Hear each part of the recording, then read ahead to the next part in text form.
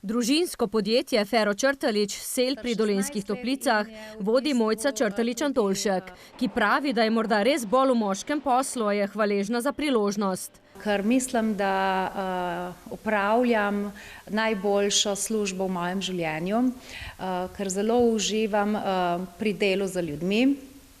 Svoje sodelavce imam zelo rada, vsak dan komuniciramo. V podjetju imajo tretjino žensk, torej gre bolj za moški kolektiv. Kot pravi sin, je mama zelo zahtevna šefica. In kot mama in kot direktorica, perfekcionistična, tako da težko prideš do tega, da zadovoljiš tista prav standard. Pa tudi koga, je še zmeraj sta dve stvari za popraviti. Se pa sin strinja, da je mama pri svojem delu zelo uspešna. To lahko rečemo tudi za mnoge druge ženske v moških poklicih.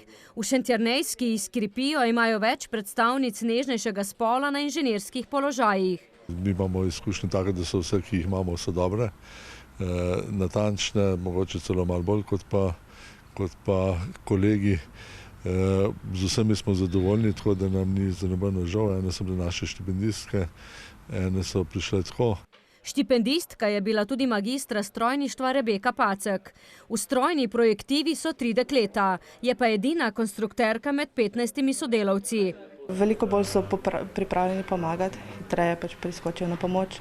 Je pa sama imam občutek, da se moramo bolj dokazovati zaradi tega, ker sem pač ženska. Notranji občutek.